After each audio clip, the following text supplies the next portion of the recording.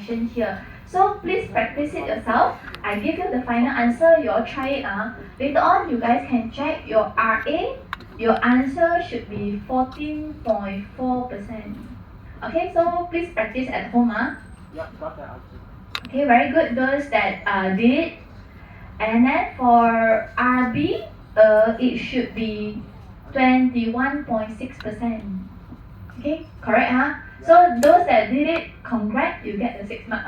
If you did it correctly for your final as well, then it is great. Okay, we pray hard the similar question come out lah. Okay, we pray hard. And then the second part, draw the security market line based on the information provided above. So since I got some space here, I draw it. Okay, I draw the B. Of course, if you guys got ruler, please draw it nicely. Now I don't have ruler, so I just use the bare hand. Okay, as usual, we start with the Y and X axis, and then remember to label it.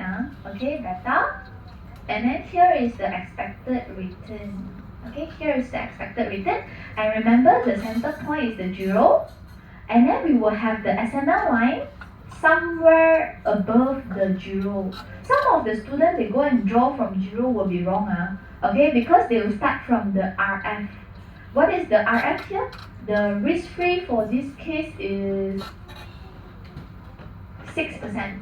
Okay, so here should be 6%. So here should be 6%. And don't stop here. We need to find the center point. Okay, we need to know when the beta is 1. When the beta is 1, what is the expected return? When the beta is 1, what is the expected return? So we try to find and see what is the expected return when the beta is 1. So let us go back to the formula. RF plus beta, Rn minus Rf. Okay, so we try and see. In this case, our Rf is 6. And then when our beta is 1, and this case, they give you market premium strictly.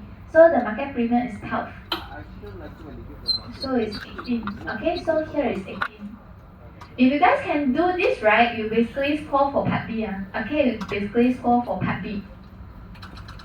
So now we try to do for part C. Okay, we try to do for part C. So you guys can see it's very similar. If you guys got do your set 1, your set 2, you can see sometimes they are quite repetitive one. They just change the name or they ask you in some different way only. So part C here assumes that Apple found a stock C which have a risk return features that lies above the SML in part B above.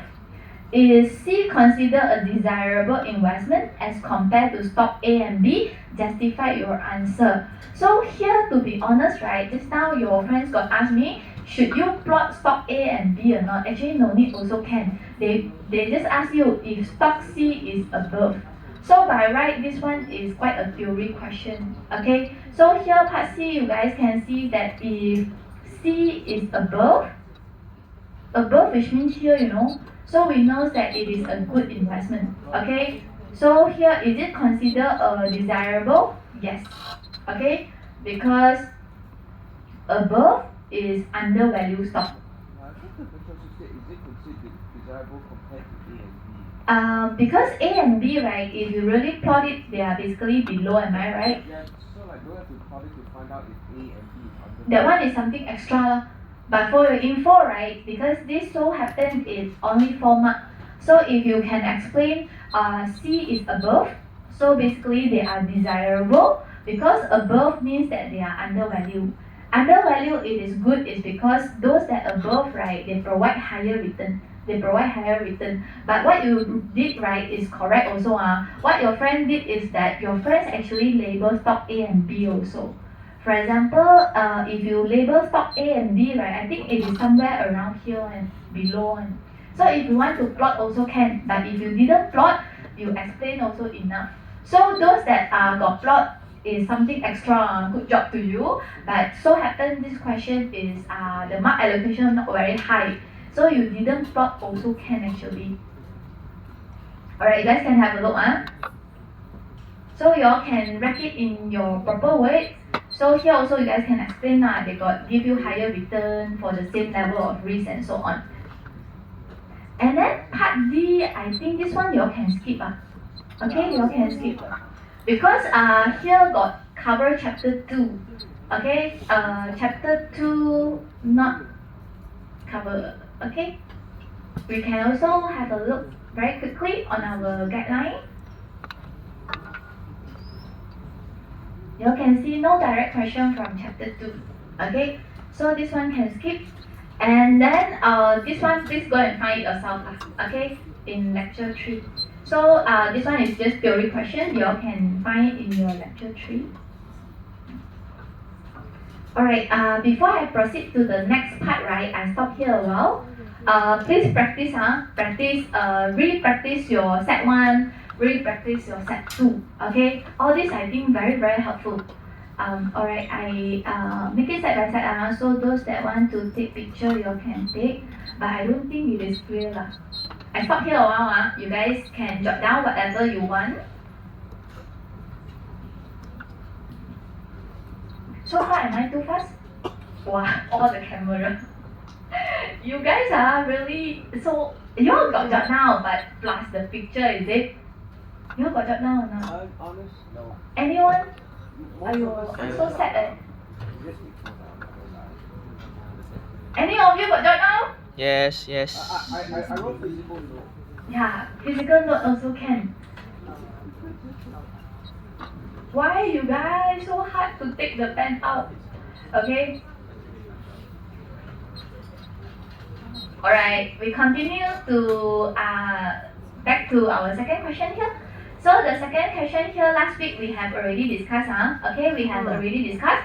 Again, it is very messy here because that time I already remind you guys to jot down yourself. Okay, so we continue and have a look. This is quite similar, so you all can use this one as a practice. Okay, you all can use this one as a practice. So I will give you the final answer. You guys please practice. Make sure you guys can find the answer. Alright, so for part 1, yeah. For part 1,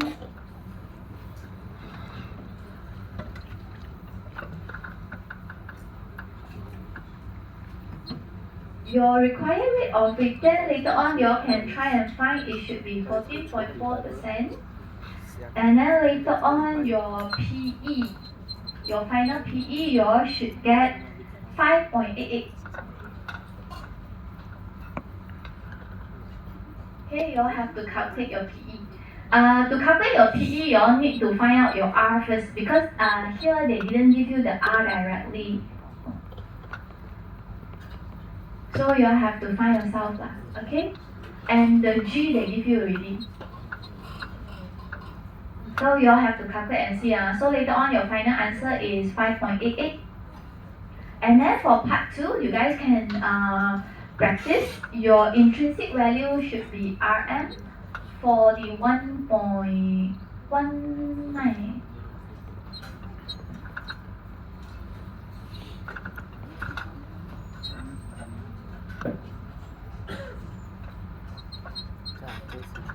I remember this past year, right? They can accept both answer. Some people they will use the current dividend and the dividend next year. Some people they will base on the growth rate here. So some students will get 33.969. Some students will get 41.19. Okay. This set, right? I have to be honest, it is not set by me. But I picked this set is because I remember they got one question I think very helpful, which is here. So I picked this set. This set not set by me, actually got error here. If you all check, right, the DO and the D1, if you guys use your D1 and DO to find the growth rate, right, it is not 2.26. So by right got some error one. So when we mark also, we basically accept both answers. Because if you use DO and D1, the growth actually not 2.26, but some people they use 2.26. So it's either you get this one or you get this one. So sometimes if, to be honest, if got this kind of error also, you guys don't have to be worried because we will actually accept both answers. We will adjust according to the error accordingly. But then this one I think is very long time ago. Actually, when is it? This one 2023. I don't. This set is not by me actually. So you guys can have a look. Okay. And then we continue to part 3. Part 3, this one you guys can find it from your lecture notes lah. Okay. If you all forget what are the 3 variables, remember your PE, you basically affected by the what is that thing called? D1 divided by E1, and then your R and your G. So it's basically your dividend payout ratio, your required rate of return, and your growth. Okay, and then you guys can explain the relationship lah. When this one increase, what happened to this one? When this one decrease, what happened to this one? You all can talk about the relationship. Okay, you all can talk about the relationship. So what are the 3 variables? The variable is actually the dividend payout ratio, and then the required rate of return, and then the growth rate. Of course, you guys cannot stop there lah. You guys can see this sample they give 9 marks out. So you all have to explain. Okay, you all can explain. I suggest you all can talk about the relationship. For example, dividend payout ratio and PE, right? They got positive relationship. Okay, and your required rate of return, they got negative relationship with your PE. And then your growth rate got positive or direct relationship with the PE. And if you feel that, you all can see that if you give the point maybe 1 mark, you talk about the relationship is another 1 mark. So we basically need 3 marks for each of them. So you all can explain a little bit more lah. What is dividend payout? What is required rate of return? What is growth rate?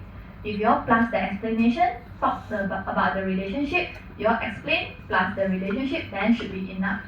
So you all can go and refer your lecture notes to prepare for the answer. Okay? And then this one also write from the notes, you all can go and refer. Okay, the drawback, everything is in your notes. Alright, so this one is basically question 2. The same, I think I paused here a while. I try to show the whole page. Okay, I focus here lah, because all the notes that I jot down is here.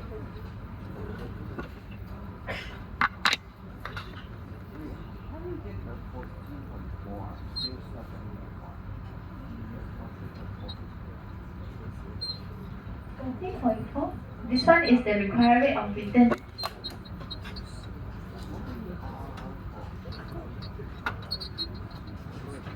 Your risk-free is 4%, and then your beta is 1.3, and then your market risk premium is 8.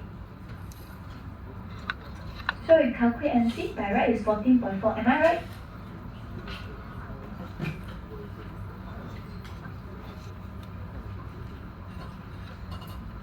But your final answer here, is it correct? If correct, then should be okay.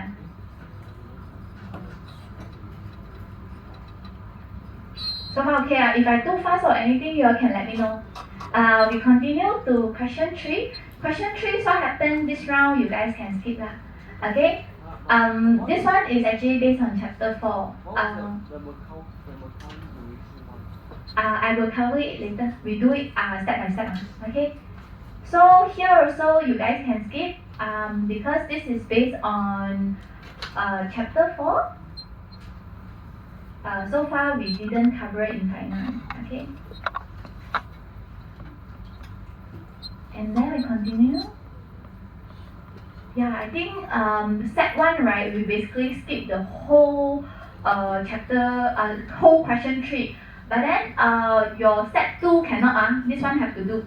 Okay, this one have to try because it is bond. Okay, it is bond. So this one, you all can find the answer from your lecture notes one. Okay, you all can find the answer from lecture notes under your bond chapter.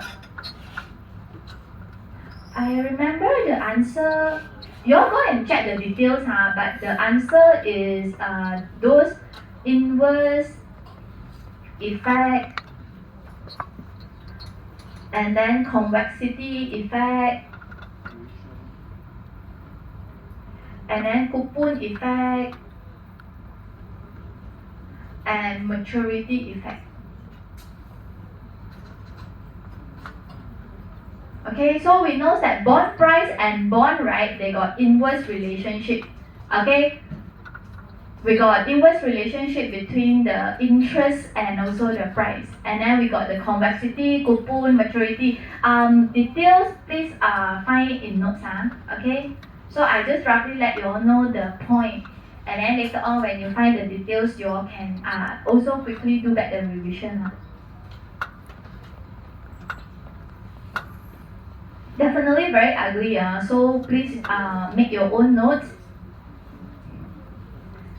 Because I'm very smart, remember smart people usually their handwriting not nice one.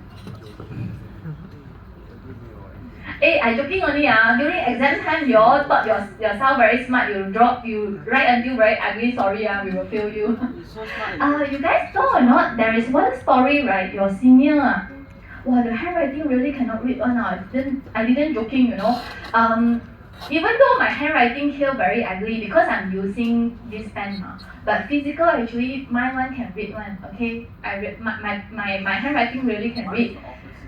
Especially during exam time, I will make sure my handwriting can read. You guys got one senior, the handwriting really cannot read one. I see until I myself also headache, you know. Then I thought it's only me. Actually, I taught him previously in another subject. And then after that, he come again in this subject. And then he go to another tutor, you know. Another tutor cannot read at all. And then give him 0. And then he angry, you know. He angry and then he argue with the tutor. Very funny one. They really argue. They said, I think they go quite serious whereby the student angry because the tutor give very low mark. And then after that he show why you didn't give me the mark, and then the tutor said I cannot read at all. How about you write it nicely back to me? If you really got mark, I give you the mark. So end up he used typing. Midterm, you know. Midterm already the question, I think he gave the answer, but the answer really cannot read. But the answer is still there lah. So I don't think he type also have to be tally back now.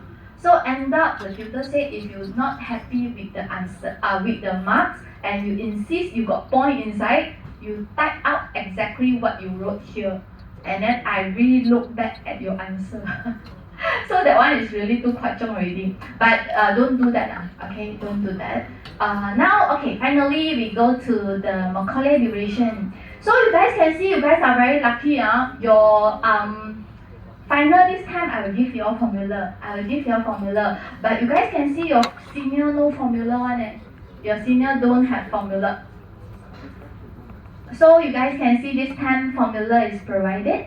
So you guys can we try these questions, okay?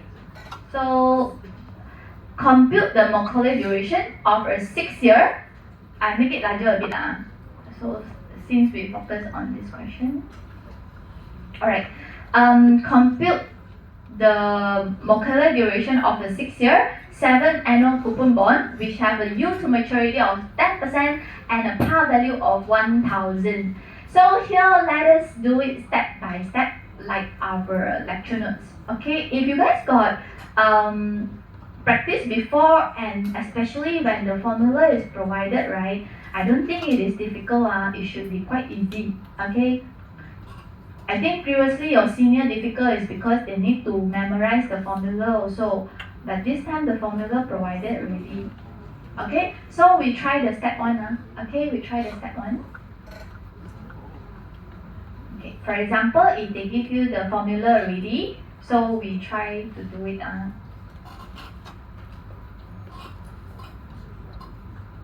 So first we find out the bond price. Okay, we find the bond price. We need to use the coupon. Okay, and 1 minus 1, 1 plus I, power of n divided with I, and then plus f3, 1 plus I, power of n, correct? Okay. So let us try to do this question.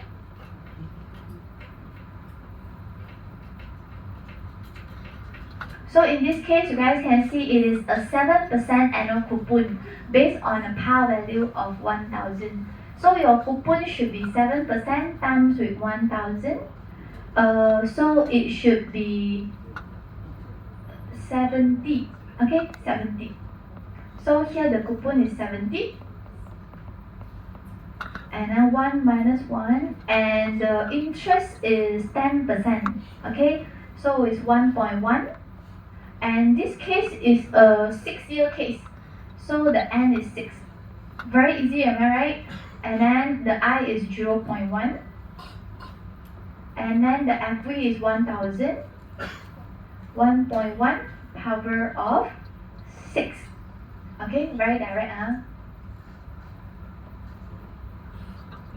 So later on, your final answer for the bond price is 869.34. Okay, so this one is step 1 only, step 1 only. We have what our final things is that we need to find out the Macaulay duration. Okay, we need to find out the Macaulay duration. Okay, I jump out. I need to save the space, so I will write a bit small. Please jot down yourself. Jot down yourself. Okay. And then step number 2, we have to basically sum up all the discounted present cash flow. So you guys can see the step 2 here.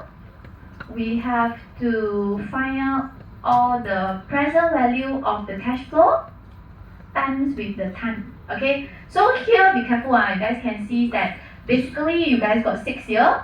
So first year, the cash flow, and then the cash flow is 70. The cash flow is 70. Okay.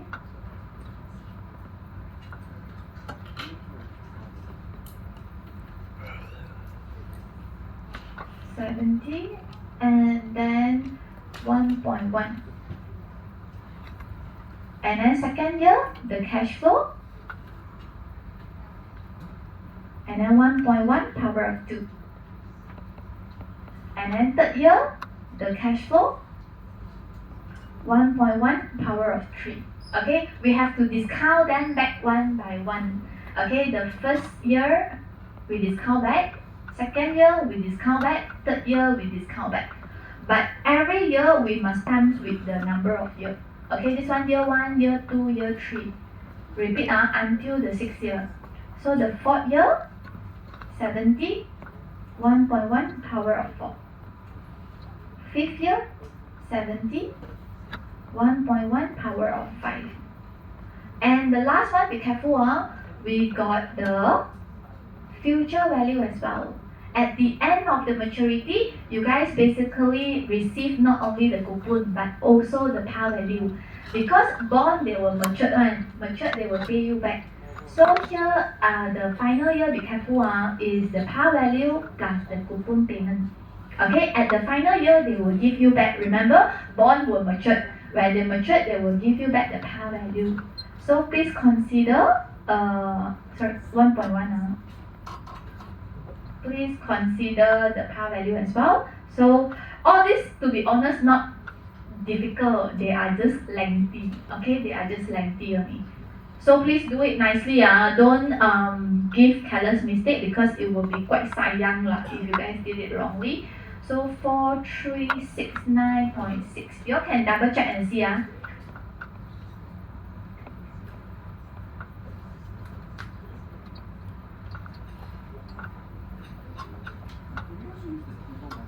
Yes, can. I find the table method easier for me. Yeah, can, no problem. Table method is more neat. But lazy people like me, usually I do this method.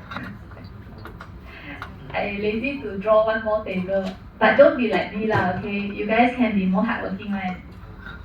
And finally, we can do step 3, which is the Macaulay duration.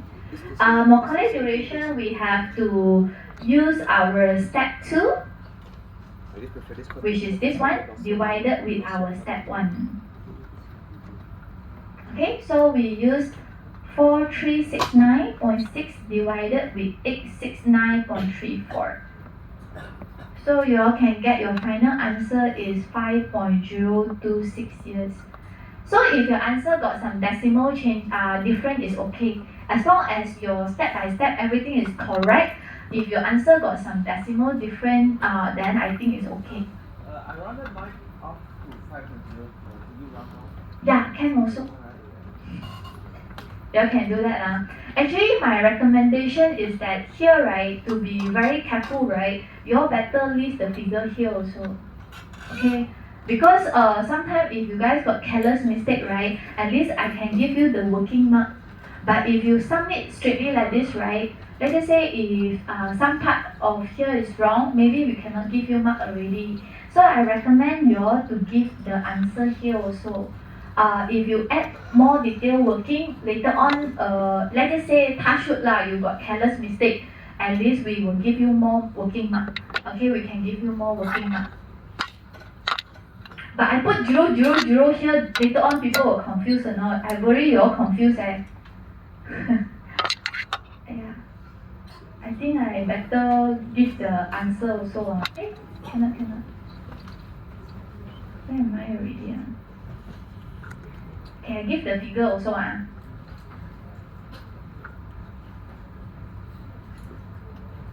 Okay, so here 63.64. Here is 115.7. Here is 157.78. Here 191. Here is 217. And here is 3623.92. Okay. How come got this thing one? What? Okay. Alright, I'll pause here for a while. You all can take a picture if you guys want. Or those that got copy one, good job to you. Okay, I pause here for a while. You guys can jot down first.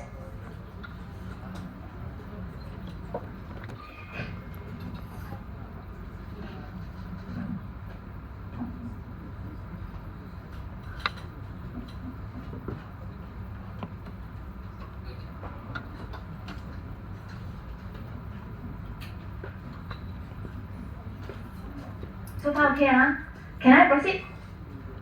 Yes. Can Alright. So we continue. We continue back to we settle set 2 first lah. Okay, we settle set 2 first. So here you guys can see that explain the 2 advantage and 3 disadvantage of invest in real estate. Very easy So just now we just cover it. Please check your lecture 10. Okay, any 2 advantage, our lecture give you more than 2. And then our lecture also give you more than 3, so I think you all can easily give. Actually, this one quite logical thinking also. Even though I didn't go through the lecture, I roughly know the good thing and bad thing of real estate also. So this one you guys can find. And this one also in your notes one, you all can find in your notes, okay, in lecture notes. This one, all this you all can find from your lecture notes, very direct. And this one can skip up. This one from chapter 6 part 2, so not cover this one not cover in final.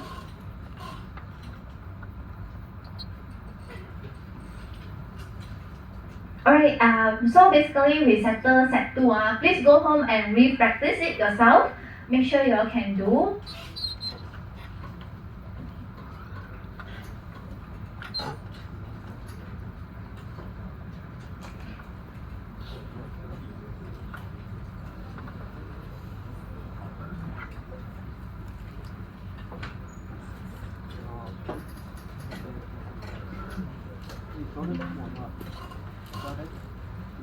Alright, so we settle set 2 already. Now we go back to set 1. Okay, we go back to set 1. Set 1, previously I mentioned, question 3, the whole question 3 can skip ma. And then question 4 here, you guys can practice. We got simple option question here. Not very difficult one. You all can practice at home. I give you the final answer. Very, very easy. We just have to calculate the profit and loss on it. Okay? So, let me find the answer. Hold on for a while.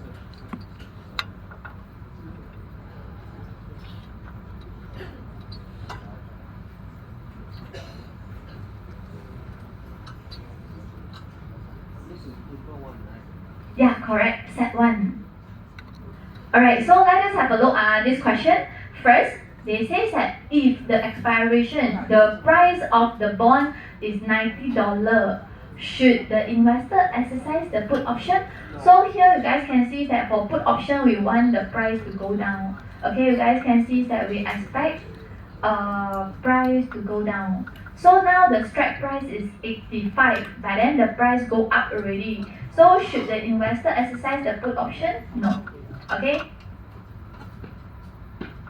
And basically they ask you justify your answer. Okay, because put option we want the price to go down, but then now the price is higher than the strike price, so don't exercise and just lost the premium paid. Okay, so please justify it on your own. Okay, write it down yourself. Okay, jot down yourself. And then they ask you to calculate the profit and loss for the investor and writer. So we know that don't exercise and just lost the premium paid. So they ask you what is the profit or loss of the investor. Okay, so in this case, basically the investor lost because the price didn't go down, the price go up. So you guys can jot down the loss of investor is actually the premium paid. So the premium paid is $3. And remember, whatever the investor lost is the gain of the writer. They are zero-sum game. So the gains of writer will be equals to $3. The reason being is because whatever the investor lost is the writer gain. They are a zero-sum game. Okay? So you guys can see that this is based on a zero-sum game. Zero-sum game is a concept whereby someone lost is another person gain. Someone gain is another person lost. Okay? So this is part 1. And then we continue to part 2. Part 2 they say that if the expiration, the price go to 80. So this time is a good news already. You guys can see at first the strike price is 85. Now the price go down to 80. So should the investor exercise the put option? Yes. Okay. So part 2 here, yes. For profit, we just do 85 minus 80 minus 3. Hold on, I'll show you later. Okay. Should exercise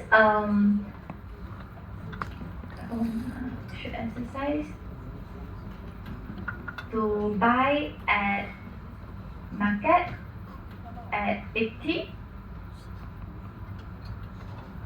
and sell at strike price 85. Because put option is the right to sell. Okay, put option is the right to sell. So of course we hope that the price to go down. If the price really go down, like this case, right, 80, which means you can buy from the market at 80, and then you exercise the put option to sell at the price that you lost. So you guys can see, yes, should exercise so that you can buy at the market lower and then sell at the higher strike price 85. Okay, so we have done answering the first part. Should you exercise? Yes. Justify? Yes. Now we calculate the profit. Okay, so we calculate the profit of writer. Profit of writer, we calculate and see. So for this case, we got 85 minus 80. And remember to deduct the premium. The premium is $3. Okay, you have to deduct your cost. So in this case, the profit is $2. And in real life, usually they maybe will engage to maybe 1,000 or 10,000 units. So the amount definitely not so small lah. But then here, the question very easy. They don't have the number of shares. They don't have the number of units. So it's quite simplified. If got unit, then you all have to times with unit one. If got units lah, okay? So once you get the profit of writer, you know the loss of the, profit of investor. My fault here I jot down wrongly. So here is the profit of investor. Okay, profit of investor is the loss of writer. Okay, for this one, do we just assume the number of options we purchase because it doesn't say? Sorry, assume what The number of options purchased because it doesn't say how many. Just purchase one option, each option. I don't understand the question. Basically, do we assume they only purchase one option? Yeah, because the question didn't say anything. If they got unit, they will let you know. If got unit, they will let you know. Alright, so you guys can see the profit of investor is the loss of the writer because they are a zero-sum game. So this question, to be honest, not difficult one. Okay, not difficult one. Alright, I pause here a while. You all can jot down whatever you all want, or you want to take a quick picture, can go ahead.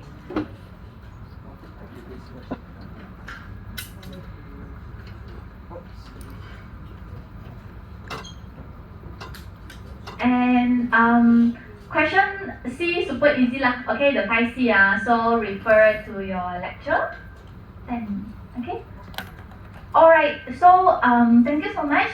We have done the past year. Okay, we have done the past year. So today is actually our last day of lecture already. Thank you for being with me for the whole semester. And thank you for coming at the 8 a.m. class. Okay, I think give applause to you guys. Thank you so much. 拼筹一下. Okay, thank you so much and all the best in your final. Thank you. Alright, I'll see you in the final